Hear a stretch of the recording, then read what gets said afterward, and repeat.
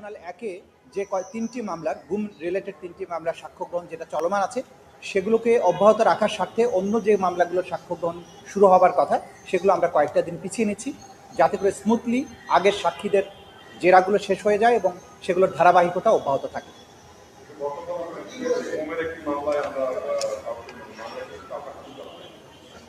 সেটা কী কারণে হাজির করা হয়নি এটা কারা কর্তৃপক্ষ ব্যাখ্যা দেবেন। কারণ হচ্ছে গতকালকে আমরা তো প্রস্তুত ছিলাম, কিন্তু যেহেতু কারা কর্তৃপক্ষ হাজির করেনি এবং কালকের দিনটা আসলে নানান কারণে আমাদের মাননীয় বিচারকদেরও কিছু ব্যস্ততা ছিল রাষ্ট্রীয় অনুষ্ঠানের কারণে, সেগুলোর কারণে হয়তো তারা এটা করেছেন, কিন্তু আমাদের কাছে এই ইনফরমেশনটা ছিল না। তো আমরা প্রস্তুত ছিলাম, এরকম মাঝে মধ্যে হতে পারে বিশেষ কোনো কারণে সেদিন যদি সাক্ষী না আসে সেটা হতে পারে প্রসিডিংস। তো সামনে এগুলো আর হবে না, কারণ রাষ্ট্রীয় একটা ট্রানজিশন চলছিল, সে কারণে অনেকেই সেদিকে যাবার চেষ্টা করেছেন, সে কারণে হয়তো সেটা হয়নি। ইনশাল্লাহ সামনের থেকে স্মুথলি চলবে।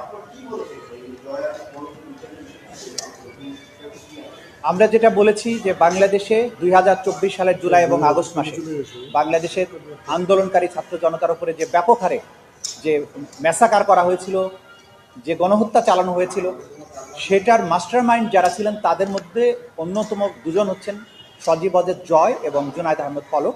কারণ তারা দুজন আইসিটির দায়িত্বে ছিলেন।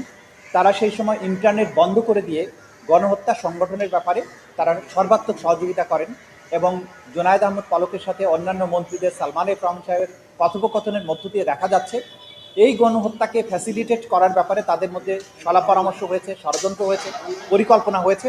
সেগুলো আমরা এখানে তুলে এনেছি এবং ইন্টারনেট বন্ধ করার মাধ্যমে ছাত্রদের মধ্যে পরস্পরের যোগাযোগ বন্ধ করে দিয়ে তাদেরকে গণহারে হত্যার সুযোগ তৈরি করে দেয়া, পরবর্তীতে যে গণহত্যা বাংলাদেশে হয়েছিল তা বিশ্ববাসীর কাছ থেকে আড়াল করার যে চেষ্টা, সেই কাজের সাথে তারা সম্পৃক্ত ছিলেন। বিশেষ করে ঢাকায় যে ব্যাপক হারে গণহত্যা হয়েছে, বাংলাদেশের মানুষের কাছে এটা পৌঁছতে দিলে সেই সময় গণ অভ্যুত্থান আরও বেশি তীব্রতর হতে পারে, এই আশঙ্কায় তারা এই কাজগুলো করেছিলেন। তারা হত্যাকাণ্ডের সাথে সরাসরি ষড়যন্ত্র, পরিকল্পনা, সরাসরি অংশগ্রহণ এবং গণহত্যাকে আড়াল করার যে কাজটা করেছেন সেই বিষয়গুলো এই সাক্ষ্য প্রমাণের মধ্য দিয়ে আমরা তুলে এনেছি। সেটাকে সামারাইজ করেই আজকে আমরা প্রসিকিউশনের পক্ষ থেকে আদালতে সূচনা বক্তব্য উপস্থাপন করেছি।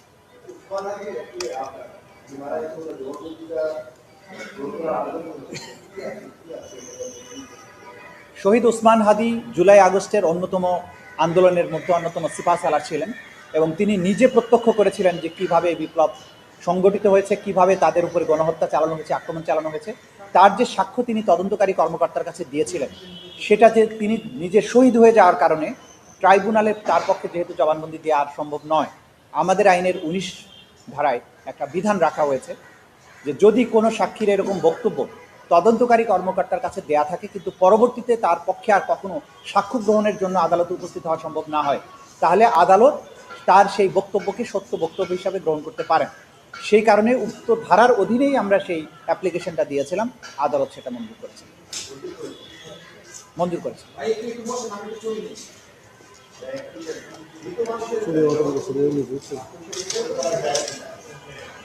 মৃত মানুষের জবানবন্দি তো মৃত মানুষ তো জবানবন্দি দিতে পারেন।